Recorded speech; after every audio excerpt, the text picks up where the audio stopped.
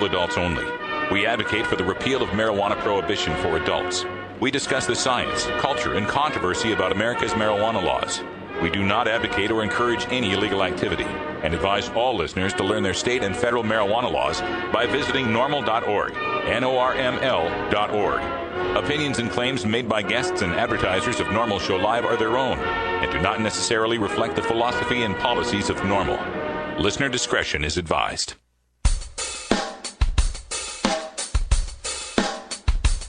You take a seed, you plant it, you grow it, you dry it, you roll it, you smoke it.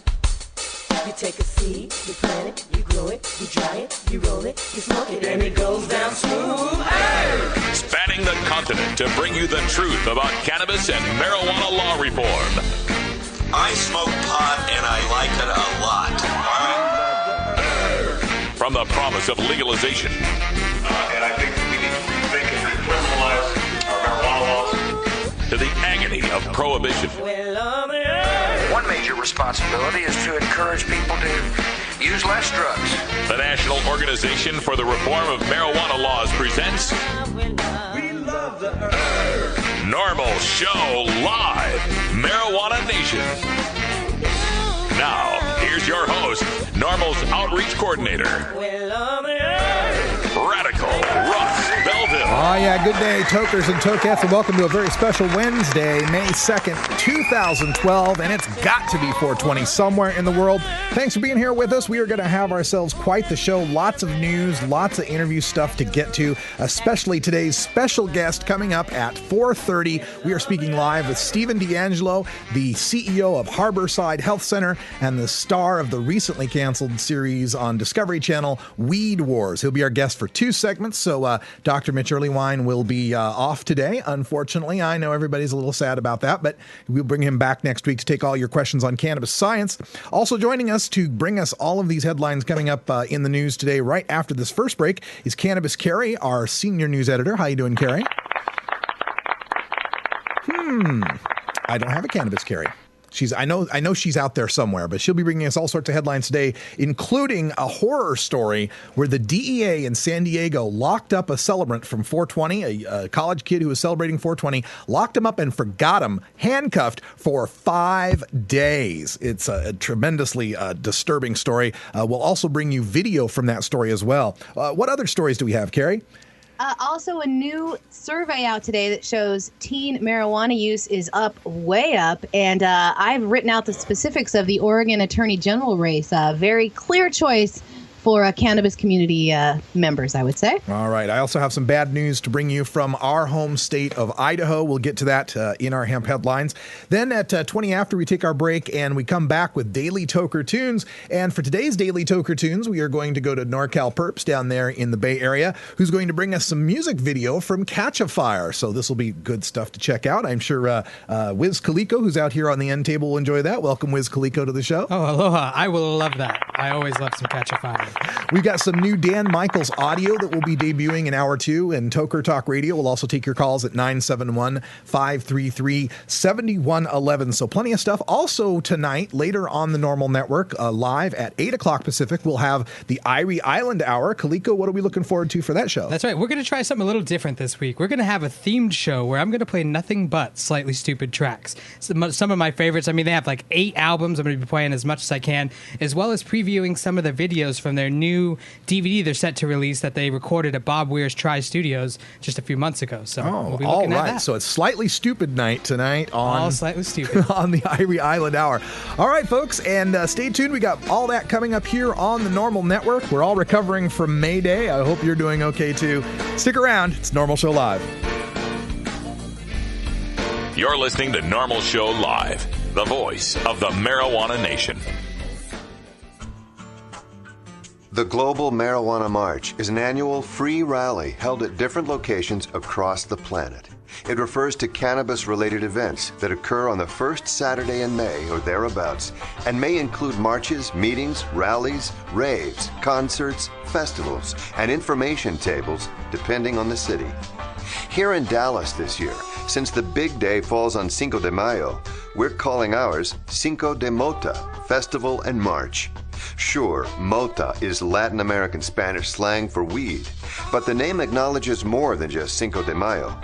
The name is also a grim acknowledgement from our community of the more than 50,000 Mexican lives that have been lost since President Felipe Calderón launched a massive military crackdown against the cartels in 2006. Texans want to see an end to the drug war and the violence associated with marijuana prohibition across the world. Join us as we celebrate for legalization and the rights of all adults to consume cannabis responsibly. We'll have food trucks, speakers, live music, vendors, fire spinners, prizes, and of course, the march. The plan is to build a party around the march to turn it into a legalization celebration at Dallas City Hall. The party starts at 2. The march is at 4:20.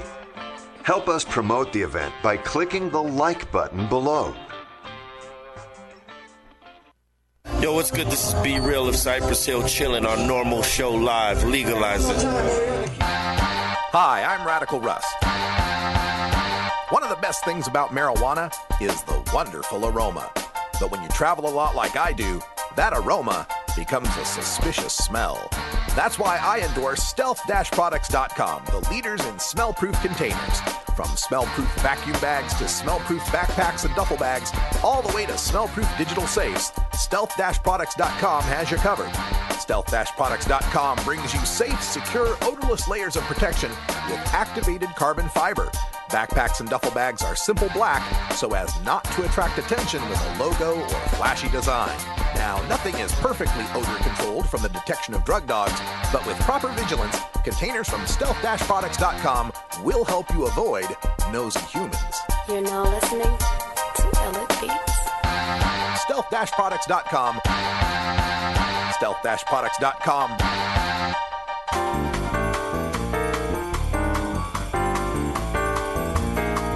Medical marijuana, industrial hemp, consumer cannabis. It's time for this week's Norml News with Cannabis Carrie. We're going to start today off with a story that has gone viral on the internet that comes from NBC San Diego. A college student that was detained by the DEA after a 420 raid suffered a harrowing ordeal that lasted almost a week. Danny Chong is a 24-year-old college student who said he is forever changed after the incident.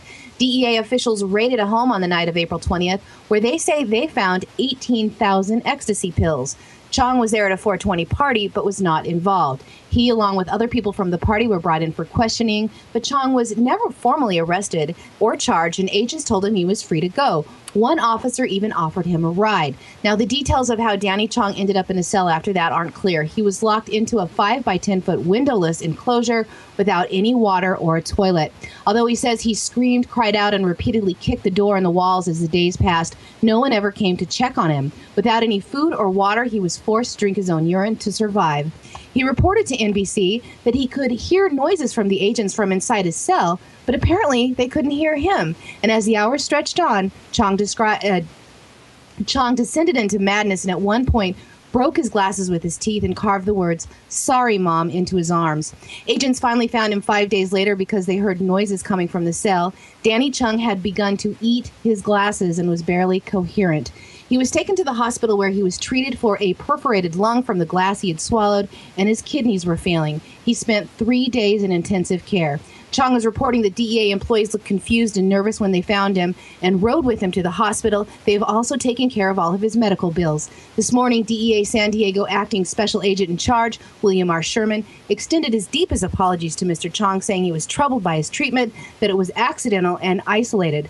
Sherman has personally ordered a review of all the policies and procedures. Now, the incident has also caused Chong to miss his midterms at his university, and he says that his perspective on life has changed so much he doesn't even know if he can go back to school. He's obviously considering a civil lawsuit, and we're speculating that he could probably get awarded millions. So we're going to go ahead and go to the video.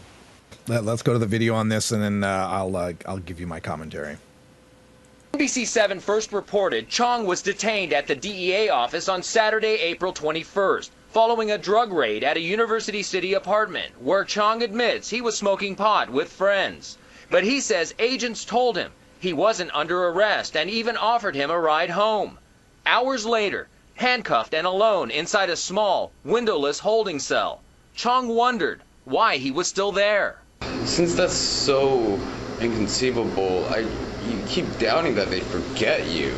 But that's exactly what happened. Those hours turned into days. All the while, Chong says he could hear DEA workers and other detainees walking by his cell door. I kicked the door many, many times. Even my neighbors, I guess, were getting annoyed at me and telling me to shut up. And I hallucinated by the third day, and I was completely insane. And by that time, I was just trying to get my sanity back. I didn't care if I died. I just wanted to make sense of things. By day 4, the lights had gone out.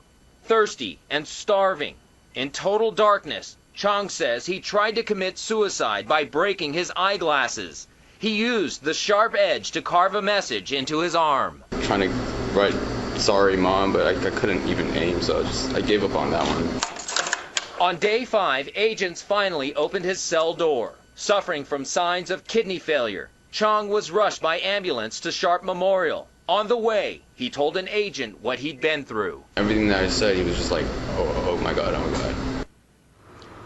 Now, yesterday we told you that a small bag of meth was found inside Chong's cell. Well, his attorney, Gene Iredell, says that meth did not belong to Chong, that Chong actually found it inside a blanket that was inside the cell, and he actually ingested some of it because he was simply starving. Meantime, Iredell says he is now putting together a civil lawsuit against the DEA. That's the latest from here. Reporting live at Kearney Mesa, I'm Tony Shin, NBC 7, San Diego. This Chong should definitely be seeing a couple of commas in his bank account. If I don't see a 8 or 9 figure settlement for this guy, then I've lost all faith in our justice system. What little faith I had remaining.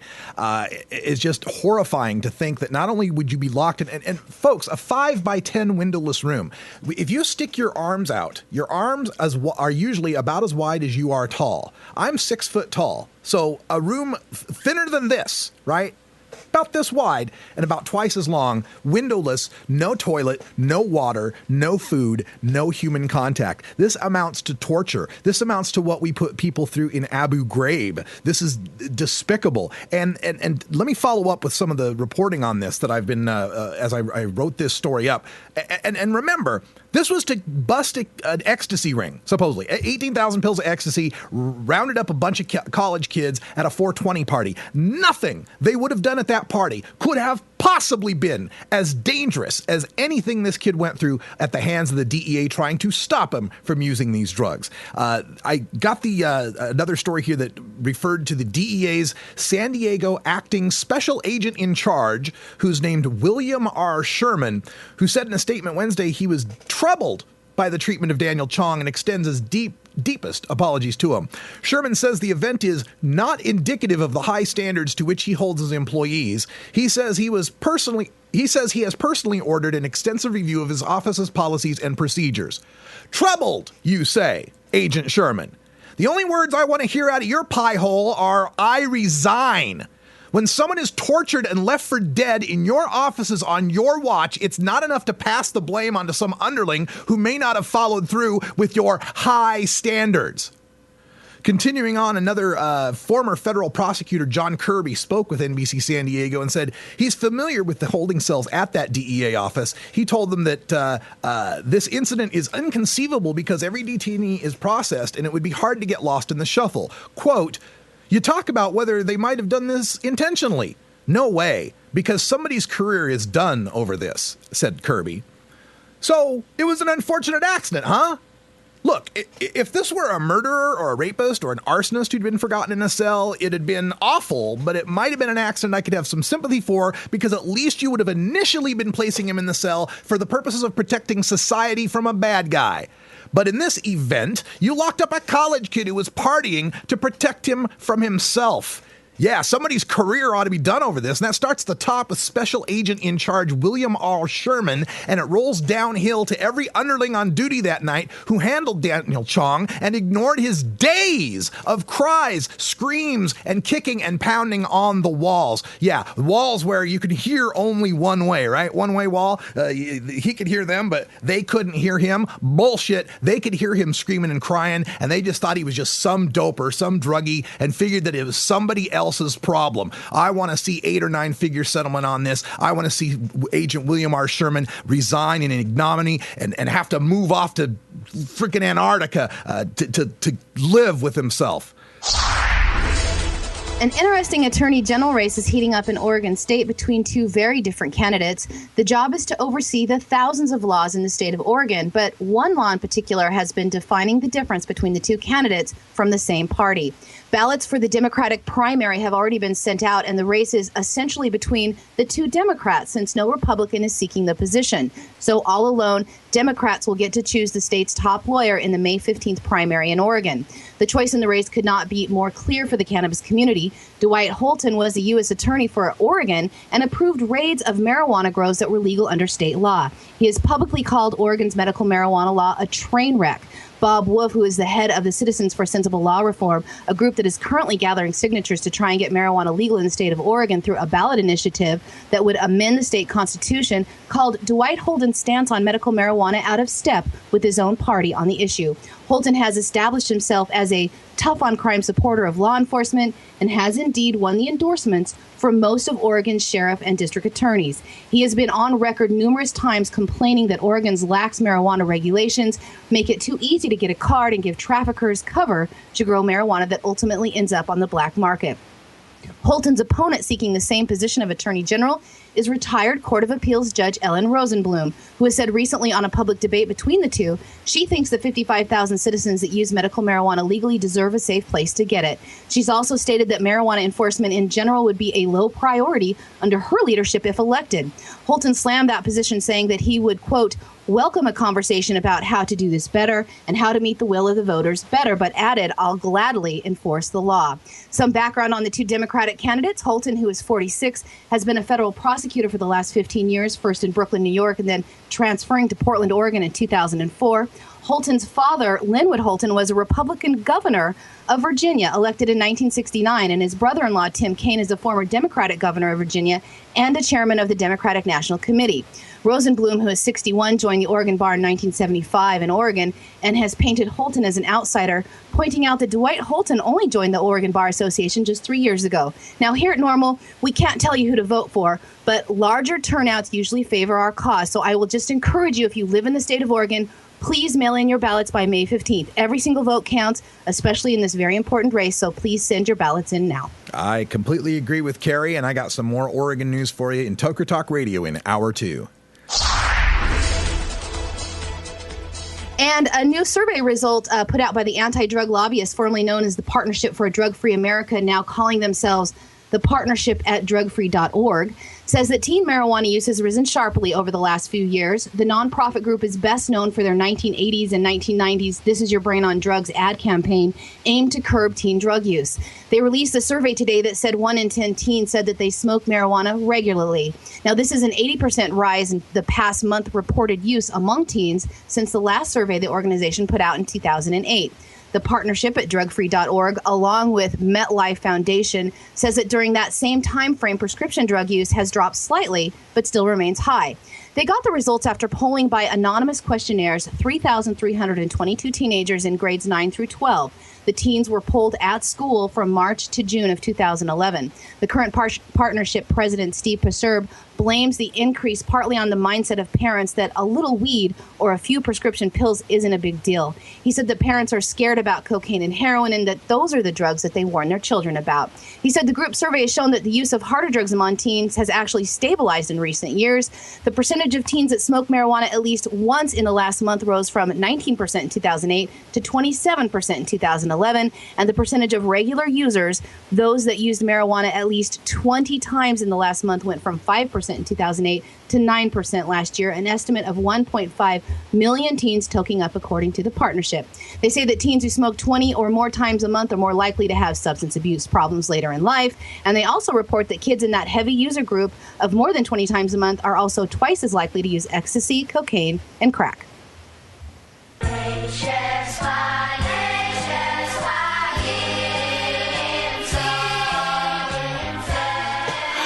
Children. My God, won't somebody think of the children? Yes, Dan, won't we think of the children? Look, folks, this is not a case of more kids smoking pot. This is a case of more kids admitting to smoking pot. It's now become okay to talk about it. It's okay to let folks know you're smoking pot. I mean, they contradict themselves. They say kids that smoke pot this often are more likely to use heroin and meth, and yet heroin and meth rates haven't gone up. I mean, your own data contradicts what you're saying here. Well, what do you think about a break? We need to get ourselves in the right mood here. No doubt. I'm a little enraged. Let's mellow out. We'll be right back after this. It's 20 after the hour, and we have to take a short break, if you know what I mean. Please support these sponsors who support Norml Show Live.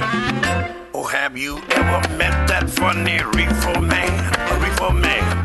Have you ever met that funny reefer man? A reefer man. If he said he swam to China, he would sell you South Carolina. Then you know you're talking to that reefer man.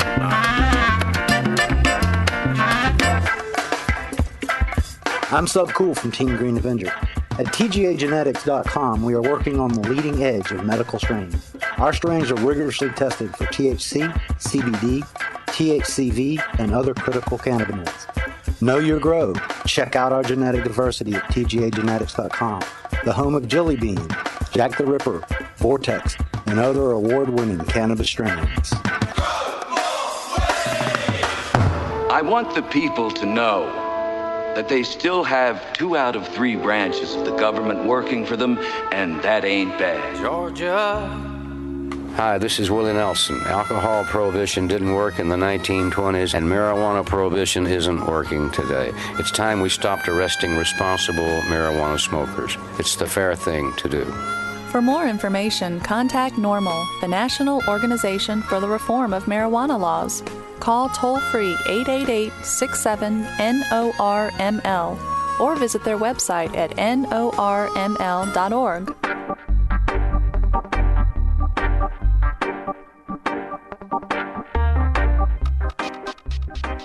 It's time for your daily Toker Tunes, the best in 420 friendly music from all genres that uplifts, entertains, and informs the public.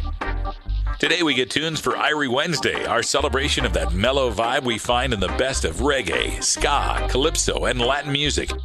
If you'd like to submit your song to be played on Norml Show Live, send it to us at stash@norml.org. Now here's some more great independent marijuana music for today's Daily Toker Tunes. All right, folks, welcome back, and we're getting all the phone lines arranged right here. Coming up in just about 7.5 minutes, we'll be speaking to Stevie D'Angelo, the CEO of Harborside Health Center and the star of the Discovery Channel series Weed Wars. But first, we've got to get to our 20 After tune. It's time for our Irie Wednesday Daily Toker Tune. And for that, we turn also to the Bay Area for Kyle, a.k.a. NorCal Perps. Kyle, how you doing there? Not too bad. How you doing today, Russ? Fantastic. I could use some Irie music. I hope you got something for me. Oh, yeah. We figured it was about time now that we got this nifty new video feature that we featured our friends from New Zealand, Catch a Fire. Oh, we love Catch a Fire. So a little background on them for the people who haven't been listening to the show very often. They were first formed in '97 as a Bob Marley tribute band. They've toured the world, and they actually just finished up their U.S. tour. So if you want to see when they're going to be back, you can check them out at catchafire.co.nz. Yep, and that's with a K. So Catcha, K-A-T-C-H-A-F-I-R-E, Catch a Fire.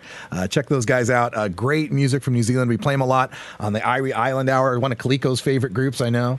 Absolutely. And now I'm into so many New Zealand bands because they're all over the place, but Catch a Fire was the original for me, most definitely. All right, so let's get right into it. Thanks, Kyle, for the tune. This is Catch Fire with Sweet As, the official music video right here on the Norml Network.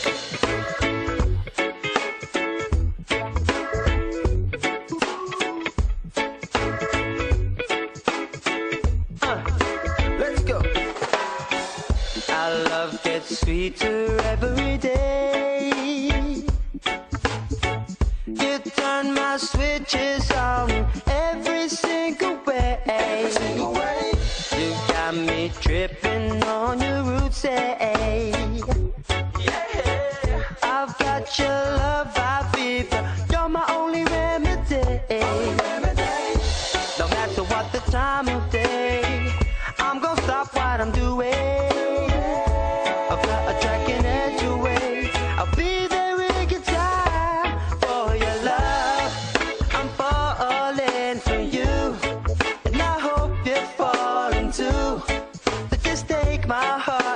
I'ma show you what we're gonna do. You got me saying ooh la, la la, la la, yeah. Ooh la, la la, la la, yeah. It just gets sweeter every day.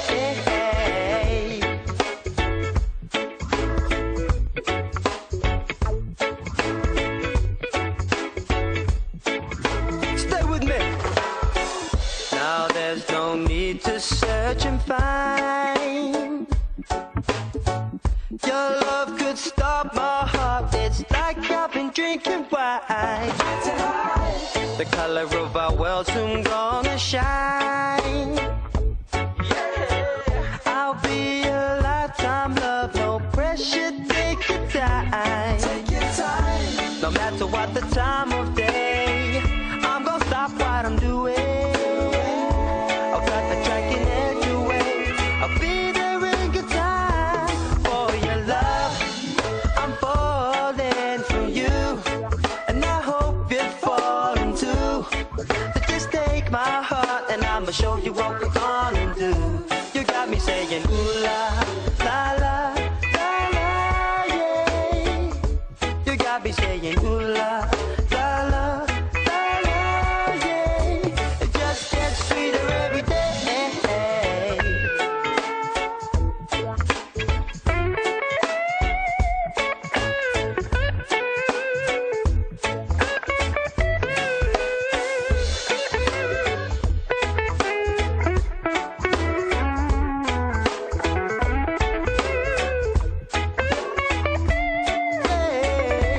On your love, I'm falling for you, and I hope you're falling too. So just take my heart, and I'ma show you what we're gonna do. You got me saying ooh la, la la, la la, yeah. You got me saying ooh la, la la, la la, yeah. It just gets sweeter every day. You got my love every day. Every day. You got my love every way. You got my love every day. Every day. Every day. Every day.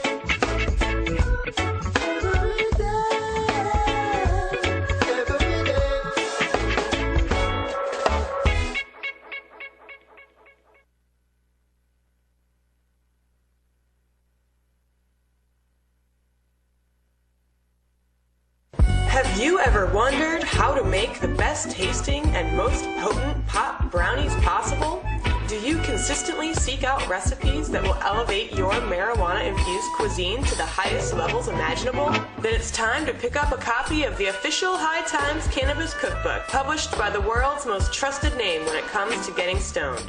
Packed tight with more than 50 recipes for irie appetizers, munchy meals, high holidays, stoner sweets, and cannabis cocktails, along with expert advice that demystifies the experience of infusing marijuana into butter, alcohol, and various oils. This book will get you cooking with grass in no time, with special treats inspired by Willie Nelson, Snoop Dogg, and Cheech and Chong, plus all the info you need to stay safe when making and consuming edibles. You will truly learn how to bake a ganja cake and eat it too. So look for the official High Times Cannabis Cookbook wherever finer books. Legalization, decriminalization, lowest law enforcement priority, medical marijuana, ganja sacrament, consumer cannabis, industrial hemp.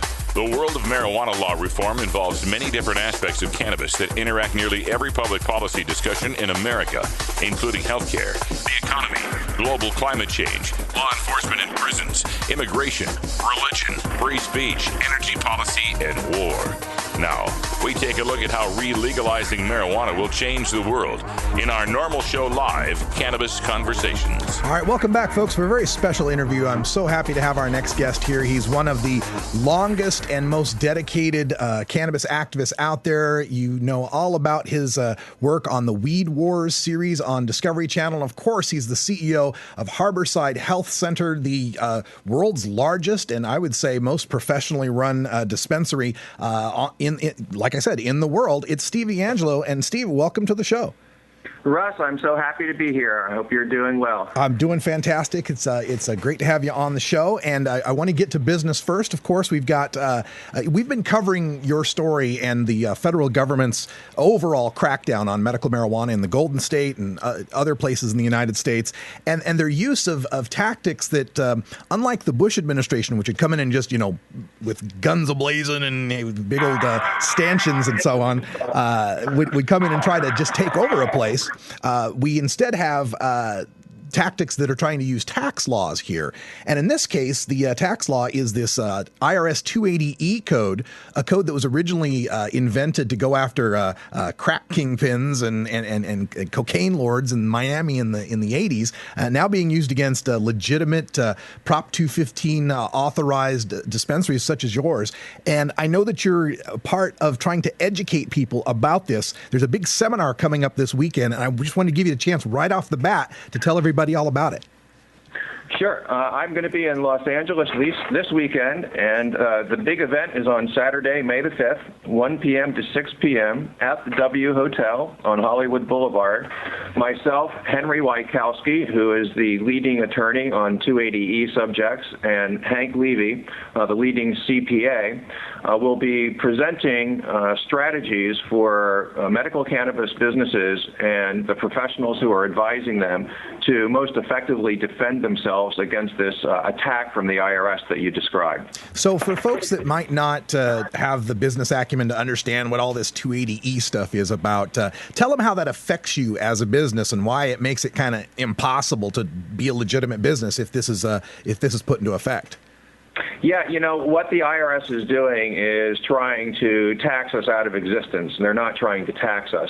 They're applying standards to medical cannabis businesses that don't apply to anybody else. And basically what they're trying to do is tax us on our gross revenue rather than on our net profit. And what that means is that the amount of tax that we would owe the government is more than we would have left over to be able to pay them with, and we would be taxed out of existence. Mm-hmm. Yeah, and like we said, it was something that was meant to go after. These are like RICO statutes. It was like something that was meant to go after drug kingpins. It wasn't meant to go after, medical marijuana as we know it. Let's give them. Is there a website where people can get more information to attend this seminar on May 5th in LA? Yeah, that would be 280ereform.org. 280ereform.org is the website. You can learn more about it. One more time, 280ereform.org. I'm also going to be delivering a free lecture the day before, on Friday, May the 4th, from 2 p.m. to 3:30 p.m. at Plummer Park in West Hollywood, where I'll be describing my 40-year journey through the cannabis reform movement. All right. And speaking of that journey, the most recent step on that journey we all got to be a part of, at least if we had cable, or found it on the internet somehow, the Discovery Channel show, Weed Wars, which, was there 4 episodes? Was that the run? Yeah, there were 4 one-hour episodes, Russ. And we're just wondering, because, we reported on the fact that they didn't renew the series, and it kind of perplexed me, and I was wondering if Discovery Channel ever told you why. They did not tell us why, and the one thing I know is that it wasn't because of the number of eyeballs on the screen. Their biggest show, Moonshiners, drew 1.76 million. We were a close runner-up with 1.36 million. Mm-hmm. So whatever it was not because people weren't watching the show. Do you note any irony that those are the 2 top shows? Well, I think it shows what American people are interested in. There we go. Entrepreneurial spirit, I suppose. All right, let's get to a little bit of controversy, because on the Weed Wars show and leading up to its promotions on both the right, on the Fox News channel, and on the left on the MSNBC News channel, you and your brother Andrew were quoted as saying some things about recreational use, and more specifically that you didn't support the legalization of marijuana for recreational purposes, or cannabis, I believe you probably said. I just want to give you the chance to explain that statement and the reactions to it and how you feel about it. Yeah, sure. Well, some of what was put out over the airwaves was really distorted, and some of it was a result of us misspeaking. So, for example, on the Bill O'Reilly show, which is a very intimidating show, oh, yeah. My brother Andrew said that he didn't support the idea of legalizing cannabis for recreational purposes. Well, what he had really meant to say was something that he had heard me saying, which was, we don't advocate legalizing cannabis for recreational purposes. The reason for that is I think that the terminology legalization and recreational purposes is really problematic and sets our cause backwards. Of course, myself and my brother both believe that there is absolutely no justification for any criminal penalties against cannabis. The idea that anybody should ever be arrested anywhere for using cannabis in any way for any purpose is an assault to any reasonable set of ethics. So we support ending all criminal penalties for cannabis for all people at all times. That said, we also believe that if you go to the American people and talk to them about regulating cannabis instead of legalizing cannabis, if you talk to them about using cannabis for wellness purposes rather than recreational purposes, it's our feeling that we'll be able to get this horrible assault that we are enduring right now over with much more quickly. Okay, so in these remarks, the way they were taken by many who've written in the cannabis community and myself as being kind of a distancing from trying to get Harborside distanced from the legalization movement so as to assuage the fears of or the coloring of the case that might come up with 280E. Any comment on that? Yeah, I don't take my political positions because they're going to deliver a certain economic return to me. I articulate the political positions that I believe in because I've had 40 years of experience in this movement, and I think I've developed a good idea of what works and what doesn't. And what I saw was that in the early years of this movement, when I first came in, our use of the term recreational cannabis allowed the Reagan administration in the 1980s and the Bush administration after that to really demonize cannabis and say that what we are advocating was a hedonistic society where people would be sitting around and getting stoned all day. And they built up this specter, this idea that, school buses were going to crash and planes were going to fall out of the sky and our GNP was going to go down. And it was all because people were going to be sitting around smoking pot all day. So our challenge as a movement, they were very effective with that, right? They managed to undo years of progress that we made in the 1970s. And from basically, 1980s until 1996, you saw very little forward motion in the movement. And I think it's because they were very effectively able to paint this specter of a stoned nation. So, for somebody who uses cannabis on a daily basis and believes that there's nothing wrong with that, I found the need to find a way of explaining that, right? I'm not sitting around just getting high and getting blotto every day. Yeah, I use cannabis every day, but I'm using it for wellness purposes. It may be to relax. It may be to deal with a pain issue I have or get a better night's sleep or just to enjoy listening to a piece of music or making love. But for me, all of those are legitimate wellness uses. And I think that when we explain, exactly how and why we use cannabis, how it benefits us, what it brings to our lives, that people who haven't had experience with cannabis are much more likely to accept it and embrace it. When we say we're getting high or we're getting stoned, to people who don't have experience with cannabis, they imagine it's something like doing heroin, sitting around nodding all the time. And so I find that the wellness explanation really helps open up the eyes of people who just don't understand what cannabis is really about. All right, we're speaking with Stephen D'Angelo, the CEO of Harborside Health Center. I want to remind everyone that there is a 280ereform.org website to check out for the May 5th LA seminar on the 280E taxes and the tax issues. Stephen, I just want to get back to that point, though, about this wellness uses, because one of the problems that I see with that is there are people who are using cannabis and not using it for wellness purposes. There are people who do abuse it, and it is not good for them in their lives. What shall we do with them, and how do they fit into this semantic distinction? Mm-hmm. Well, at Harborside, we recognize that a couple of things. First of all, any psychoactive substance can and will be misused by a certain number of people. And so I think it's important that we set up a model of cannabis consumption that is responsible and that is balanced. And when you talk to people about using cannabis for wellness purposes, it gives them a framework in which to understand and use their cannabis. You know, one of the things that surprised me was that after my thoughts about cannabis and wellness were publicized and I traveled around the country, several young people came up to me and said, you know, Mr. D'Angelo, they call me Mr. D'Angelo, it's kind of weird. You know, Mr. D'Angelo, after I heard your speech about wellness and I read your piece, Wellness Not Recreation, I started thinking about how I use cannabis. And I realized, you know, I was getting up and I was doing wake and bake and I was getting stoned before I studied, and I wasn't always using it in a good way. And I started reconsidering, and now I'm smoking less, but I'm getting more out of it. Well, you know, I never thought that me talking about wellness and cannabis was going to result in young people altering their consumption patterns. But that's one of the things that happened. So I think that, you know, the very fact of looking at cannabis through a wellness prism helps people stay away from problematic consumption patterns. So, semantic distinctions aside, do you believe there is such a thing as recreational use of cannabis? No, I don't believe. I mean, if in the sense of what you're talking about is that simply by ingesting cannabis, that is a recreational experience. No, I think that cannabis can help relax you so that you can make the transition from a work mode into relaxation mode and thereby be able to engage in recreation more easily. It might alleviate aches and pains that you have. It might prevent you from doing some recreational activities. But for me, recreation isn't something that you consume. It's not a substance that you swallow or smoke or rub on your skin. It's an experience. It's an activity. So you can ingest cannabis and then engage in recreation. But I don't think that it's accurate to say that simply by ingesting cannabis, you are engaging in recreational activity. You can ingest cannabis and engage in a wide variety of behavior.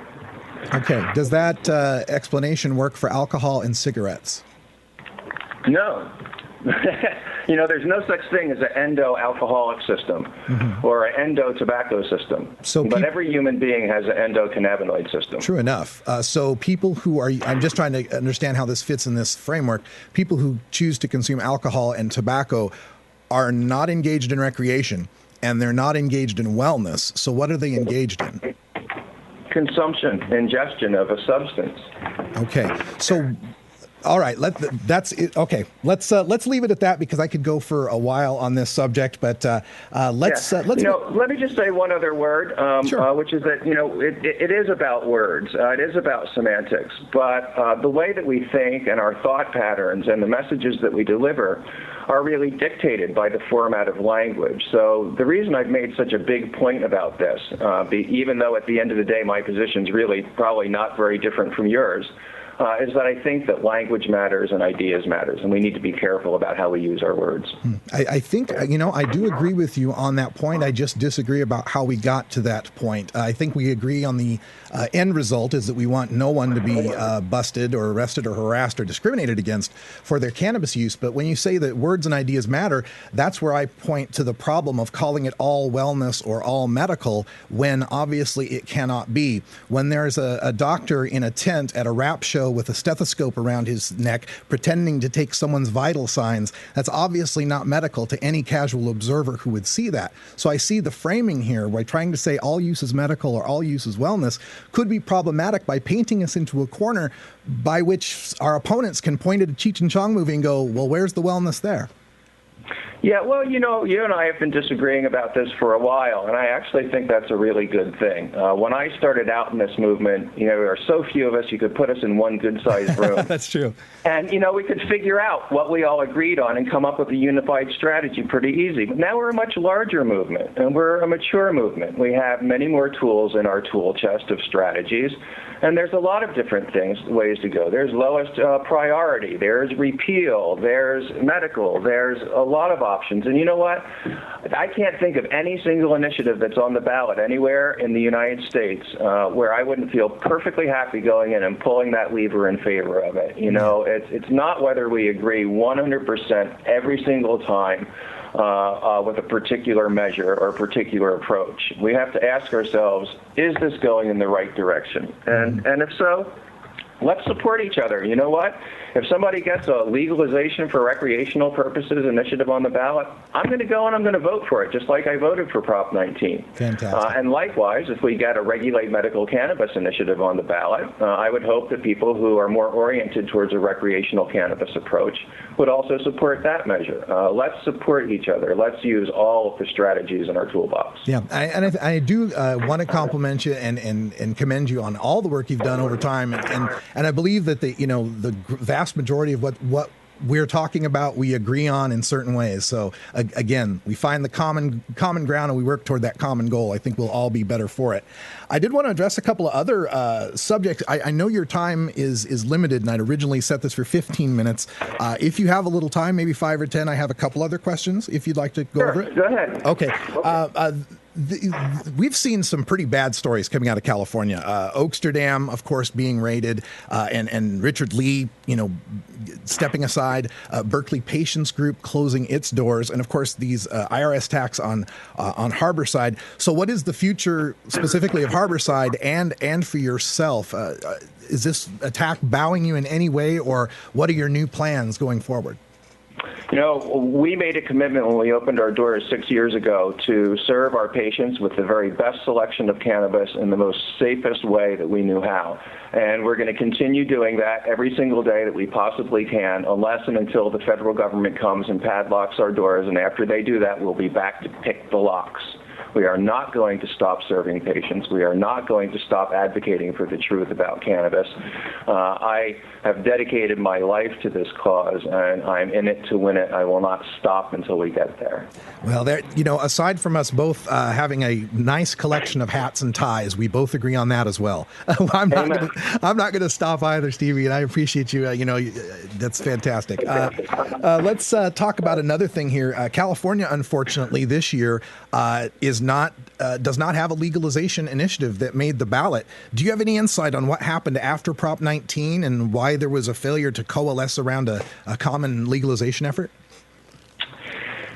I think that there were a lot of different approaches. I'm not convinced that any of those approaches would have been successful, even if everybody had gotten behind them simply for reasons of money. California is a very, very difficult state to launch an initiative, and any initiative on any subject needs somewhere between $10 and $20 million to effectively compete at the ballot box. That is the only way that we won Prop 215, was by getting very significant large donors to come in with money and help make it happen.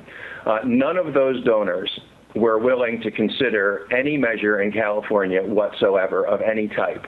And I think that was the real reason that you didn't see an initiative on the ballot in California, because none of the large donors were willing to put the money there. Instead, they've put money into smaller states where a smaller investment of money has a higher likelihood of success, places like Arizona and Washington State. Sure. Looking back to when the DEA locked up Mark Emery, one of the statements that came out said, well, there's one less pot of money for the legalization movement. Do you think that's a political motivation behind going after Oakster Dam and BPG and Harborside? Oh, no doubt. When the U.S. attorneys announced this campaign several months ago, they said we're going after criminals and profiteers who are using the medical cannabis laws as a shield for criminal activity. In fact, if you look at the victims of their attack, it reads like an honor roll of the medical cannabis industry. Yeah. People like Matt Cohen and Lynette Shaw and Berkeley Patients Group. It's just an outrage. They are clearly targeting the most legitimate and outspoken advocates of medical cannabis. Yeah, you'd think if they wanted to show that medical cannabis were such a bad thing, they'd go after the ramshackle, set up shop that, would be the worst example to try to make us look bad. No, they go after the ones that make us look good. The ones that have the nice storefronts and check IDs and have security of all the transactions and all that. It's just maddening. How has this affected you personally, Stevie? I mean, you got to be losing sleep over this, or does the cannabis help, I suppose? Well, I have to say that my consumption of edible cannabis has gone up rather markedly in recent months. No doubt. Well, folks, check out Stevie D'Angelo this I guess it's Saturday, right? The 5th? Yeah, well, this Friday at Plummer Park, 2 p.m., and this Saturday, 1 p.m. at the W Hotel. Yeah, the 280E seminar, which is very important. We got to get, our strategy together on dealing with these tax laws, because this is how they want to play ball. They don't want to have the big photo op raid where there's going to be 100 or 200 people showing up to protest and guys in wheelchairs getting pushed over. That's bad PR on the TV. They want to take it in these boring IRS tax courts and behind the scenes landlord letters, sneaky, despicable ways to try to undermine medical marijuana, but they're not going to succeed because folks like Steve D'Angelo's out there working hard to keep this thing going. And Steve, thank you so much for being on the show. I appreciate you being here, and I look forward to seeing you next time. All right, Russ, anytime. Thanks so much for having me. Great talking to you. Great talking to you too, my man. And when we come back, we'll have a little time to wrap things up here on Norml Show Live and take a look at the chat room. I was so engrossed in the conversation, I didn't see what y'all were saying. So we'll take a look at that when we come back right here on Norml Show Live. You're listening to Norml Show Live, the voice of the marijuana nation. What's up, guys? I'm Rory from Revolution, chilling at the Spring Fest, San Bernardino, California. Just chilling at the Norml Live. Wanted to say what's up and keep it green. Marijuana and alcohol are the two most popular recreational drugs in America. Marijuana smoking is non-toxic, relatively safe, and has a low risk of dependence. Alcohol drinking is potentially fatal, dangerous to society, and is quite addictive.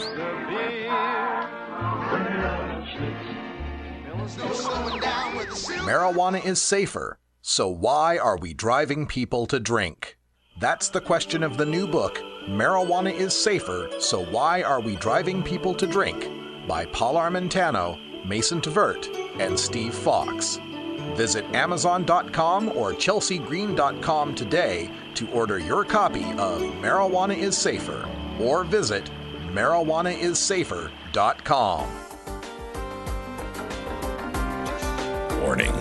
Neil deGrasse Tyson may grab you off the street at any minute.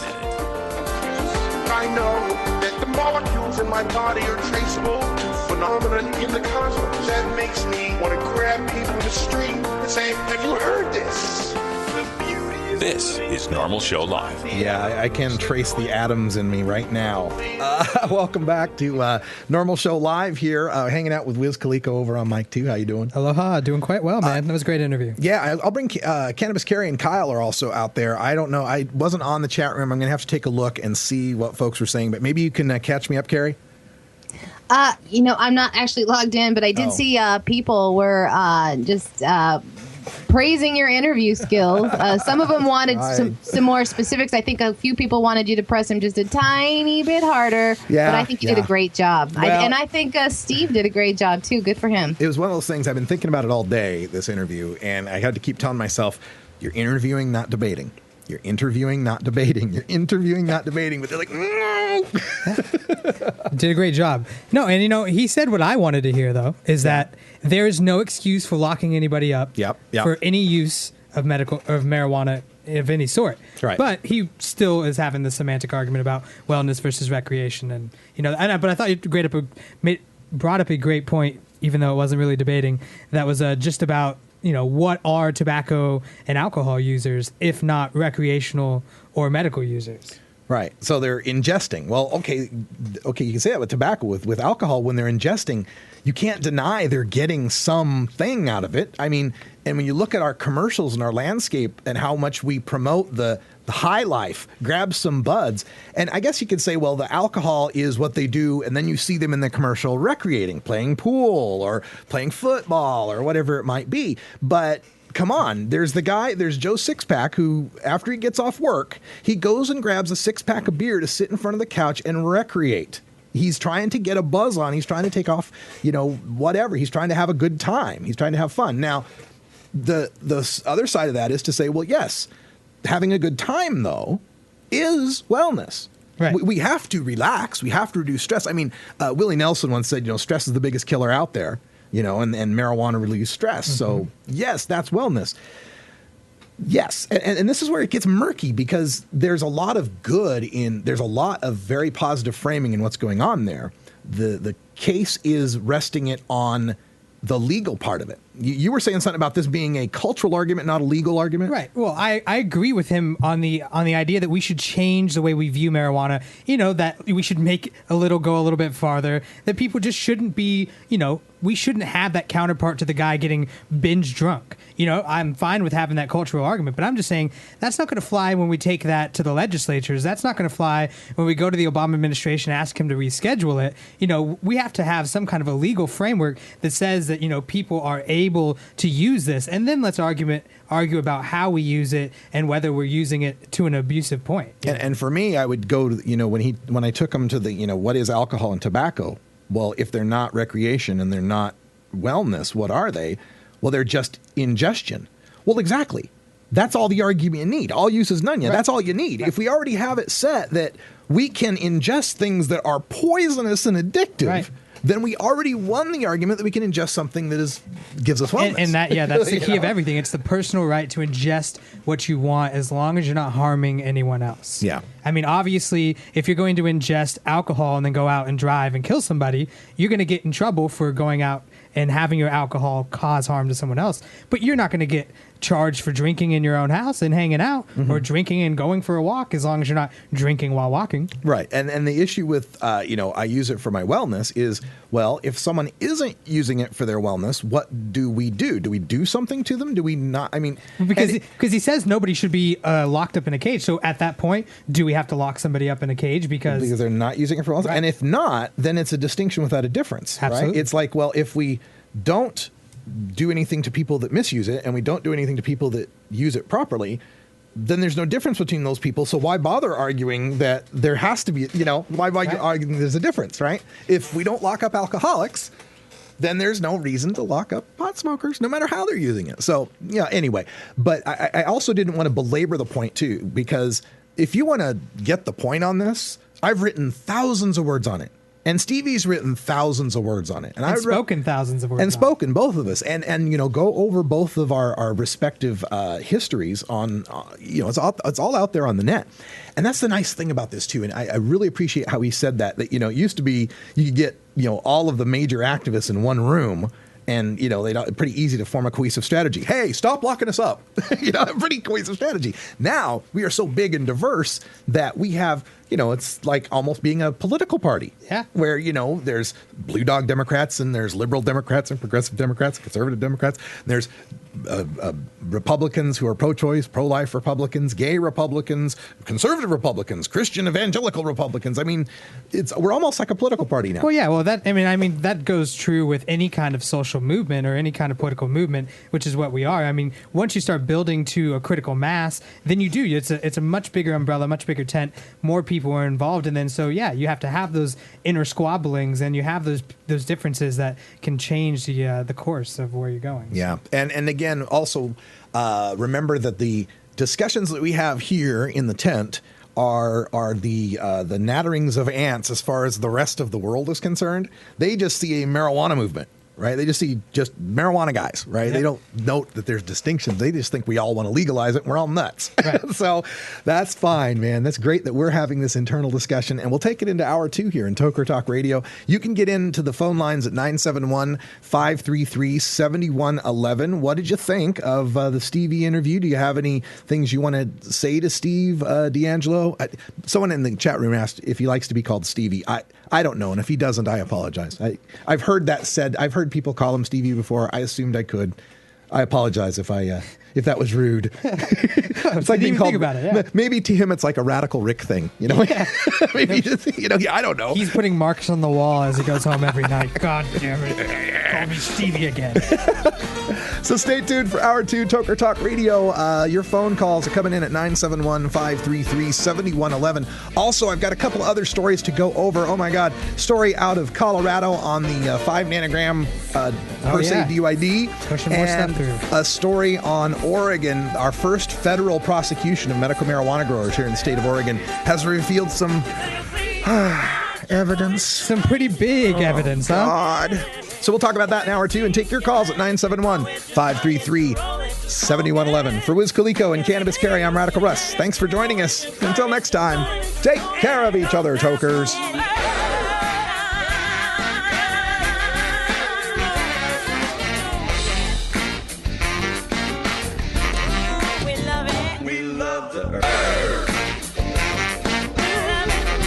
This is Norml Show Live, the voice of the Marijuana Nation. Take it on one more time.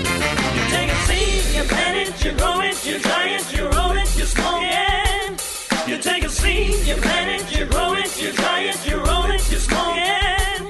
You take a seed, you plant it, you grow it, you dry it, you roll it, you smoke it, and it goes down smooth. You're listening to the Norml Network.